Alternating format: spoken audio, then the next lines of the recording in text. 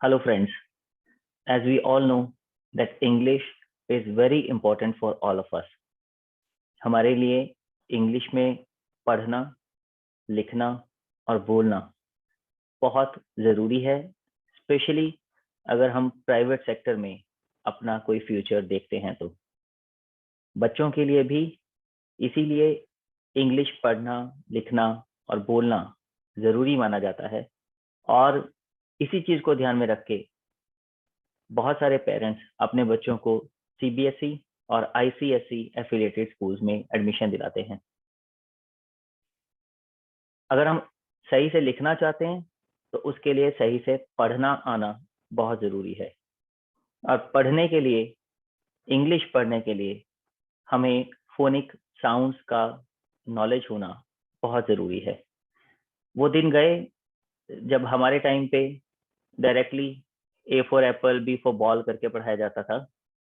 आजकल इंग्लिश के जो अल्फ़ाबेट है उसमें जो 26 लेटर्स हैं उनके अपने अपने साउंड्स और उनके कॉम्बिनेशंस के साउंड का नॉलेज होना टीचर्स, पेरेंट्स और स्टूडेंट्स सबके लिए बहुत ज़रूरी है। सबसे पहले तो एक बात क्लियर कर दूं कि हम लोग अल्फ़ाबेट्स बोल देते हैं, 26 अल्फ़ाबेट्स, वो गलत है। अल्फ़ाबेट एक ही है, जैसे हिंदी में वर्णमाला एक ही है, इसी तरह अल्फ़ाबेट भी एक ही है। उस अल्फ़ाबेट में 26 लेटर्स होते हैं। उन 26 लेटर्स में 5 वोवेल साउंड्स होते हैं, ए, ई, आई, ओ, यू।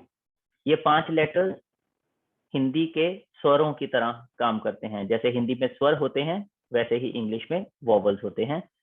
और उसके अलावा जो बचे 21 लेटर्स, अक्षर, वो कॉन्सोनेंट्स यानी कि हिंदी के व्यंजनों की तरह काम करते हैं। सबका अपना एक साउंड, अपना एक उच्चारण होता है। आइए देखते हैं इंग्लिश के अल्फ़ाबेट में लेटर्स के क्या साउंड्स हैं, उन्हें कैसे प्रोनाउंस करना चाहिए ताकि उनकी हेल्प से बच्चे और आप सब भी सही से रीड करना सीख जाएं। इस वीडियो में मैं ए से लेकर एम तक के साउंड्स का सही से प्रोनाउंसिएशन और कैसे उनको वर्ड्स में यूज किया जाता है वो आप सबके साथ शेयर करूंगा। इसे ध्यान से देखिएगा, सुनिएगा, समझिएगा और ऐसे ही फॉलो करने की कोशिश कीजिएगा ताकि फ्यूचर में आपकी रीडिंग भी इम्प्रूव हो जाए और उसके बेसिस पे आपकी राइटिंग भी इम्प्रूव हो जाए। सबसे पहले तो ये महाशय हैं जिन्हें हम ए के नाम से जानते हैं।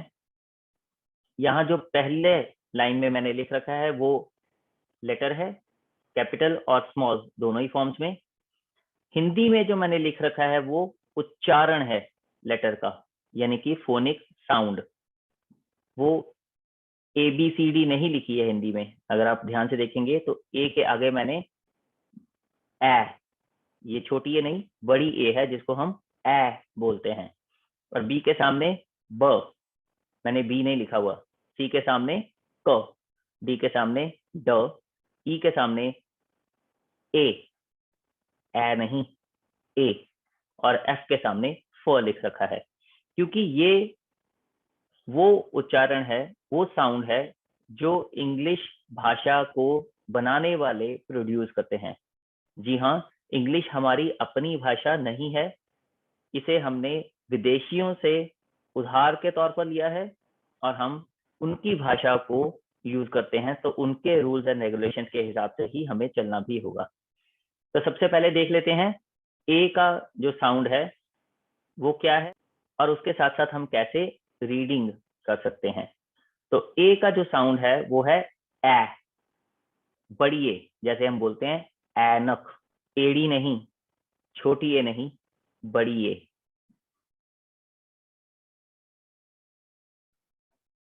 जैसे ए, एप्पल, ए, एरोप्लेन, ए, एंट। आगे देखते हैं बी, बी का साउंड है ब, पूरा ब नहीं बोलते, यहाँ पे लिखा हुआ है, मगर फिर भी जब अंग्रेज बी को बोलते हैं तो वो ब आधा वाला बिना अ की आवाज के प्रोनाउंस करते हैं। तो ब से बॉल, बैट, बटरफ्लाई। तो बी का साउंड ब आसान लगता है जब हम इसे हिंदी में देखते हैं, स्पेशली इस तरह से। अगला लेटर है सी और इसका साउंड है क। सी का साउंड स नहीं होता, जो इसका ओरिजिनल साउंड है वो क ही होता है। क से कैट, कार, काउ। अगर आप इंग्लिश लोगों को सी के साउंड के साथ प्रोनाउंसिएशन करते सुनेंगे तो वो इसे अच्छे से क भी नहीं बोलते, उनके हिसाब से ये क नहीं होता, ख साउंड होता है।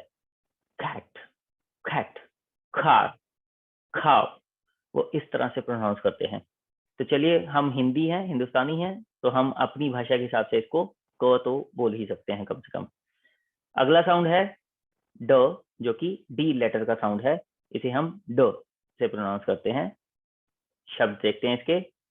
Doll, D for doll, dog, drum. तो ये सारे के सारे ड से शुरू हो रहे हैं। अगला लेटर है ई और इसका साउंड है ए। जैसे मैंने आपको पहले बोला, इसको ए नहीं बोलेंगे, इसको ए बोलेंगे।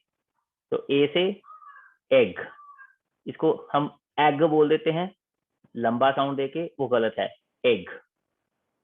एलिफेंट, एलिफेंट नहीं, एलिफेंट। और इंजन, इसको नॉर्मली इंडिया में हम लोग इंजन बोल देते हैं, वो तो बिल्कुल ही गलत है। इंजन हिंदी में आता है, इंग्लिश में इसको इंजन बोलते हैं, इंजन।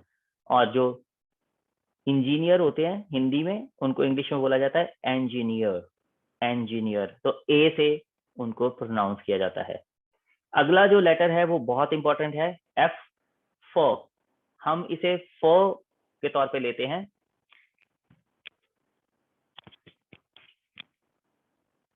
यहाँ पे मैंने लिखा भी फ ही है, मगर जब अंग्रेज इसका उच्चारण करते हैं तो वो इसे फ नहीं बोलते, वो इसे ऐसे उच्चारण करते हैं, केवल हवा।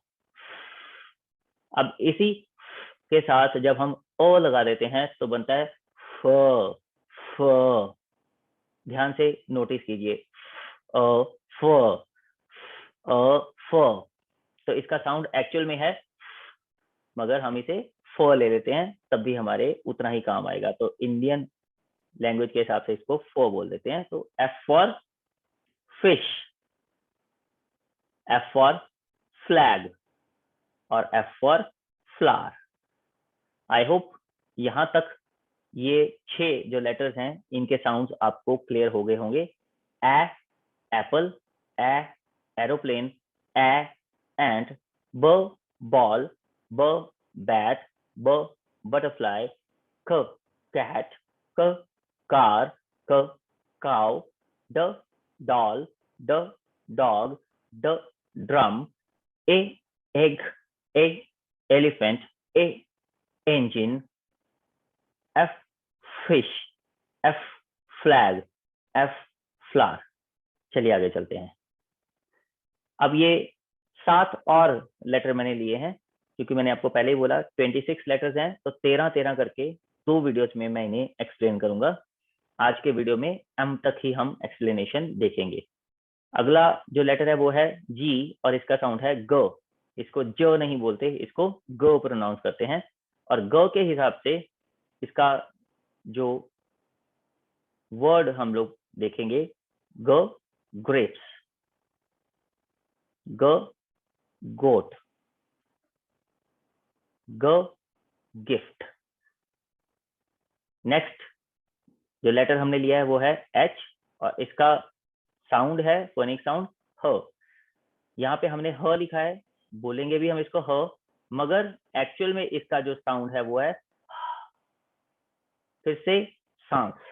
जैसे हमने एफ के समय सांस के साथ प्रोनाउंस किया था, वैसे ही एच को भी प्रोनाउंस करते हैं एक्चुअल में अंग्रेजों के हिसाब से।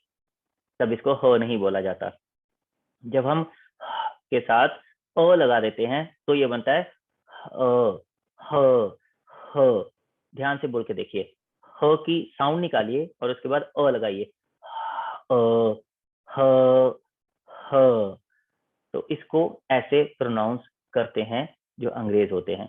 जो इसके साथ वॉवल लगता है उसकी ही साउंड ये ले लेता है। अगर केवल अ का साउंड लगेगा तो ह बनेगा, ई का साउंड लगेगा तो ही लगेगा, ए का साउंड लगेगा तो है बन जाएगा। तो साउंड के साथ डिपेंड करता है कि इसको कैसे प्रोनाउंस किया जाता है। जैसे यहाँ पे ये आएगा हैन, हट, हैमर। तो इस तरह से इसे प्रोनाउंस करते हैं हम लोग। अगला साउंड है आई का। आई लेटर का साउंड है ई, छोटी ई, इमली वाली।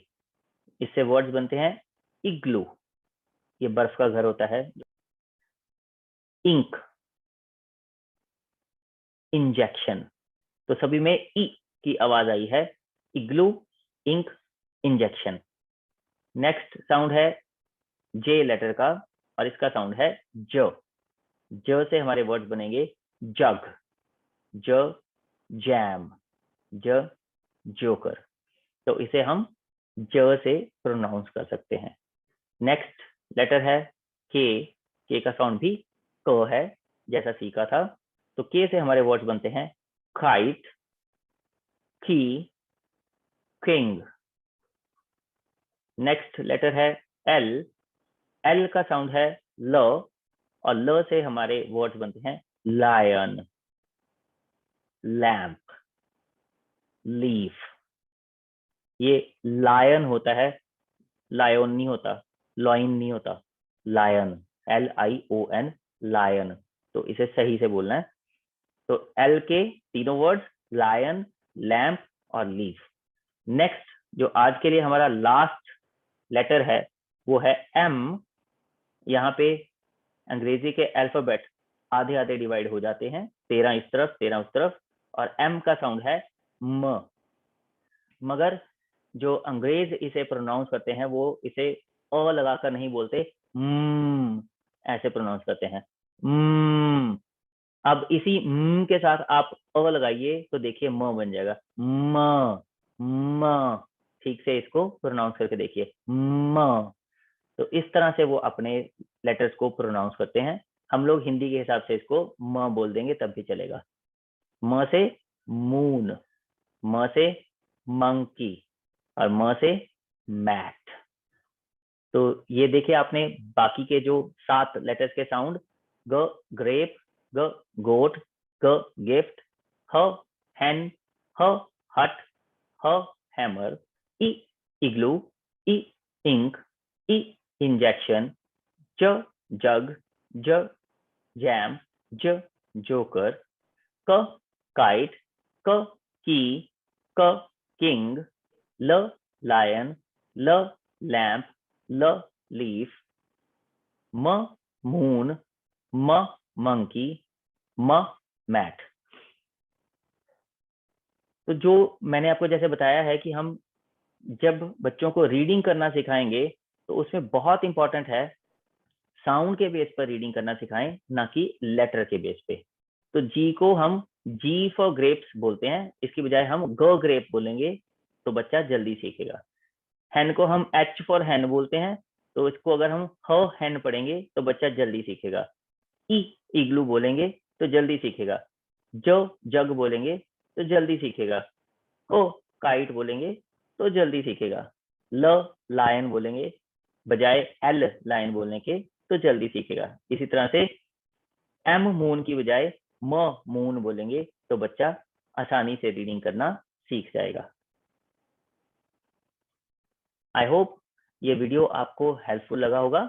अगर ये वीडियो हेल्पफुल लगा है तो इसके दूसरे वीडियो के आने तक इसे लाइक और शेयर कर दीजिए ज़्यादा से ज़्यादा, ताकि बहुत से लोगों की हेल्प हो सके, वो भी रीडिंग आसानी से और अच्छी तरह से सीख सकें। मेरे चैनल को सब्सक्राइब करके नोटिफिकेशन बेल का बटन जरूर दबा दीजिएगा, ताकि जब इसका दूसरा पार्ट मैं अपलोड करूं और फ्यूचर में कॉम्बिनेशन ऑफ लेटर्स के साथ जो साउंड्स बनते हैं उसके बेसिस पे रीडिंग कैसे करते हैं, जब वो मैं अपलोड करूं तो उसकी नोटिफिकेशन आपको तुरंत मिल जाए। Thank you very much. Keep watching principal Rasik Gupta.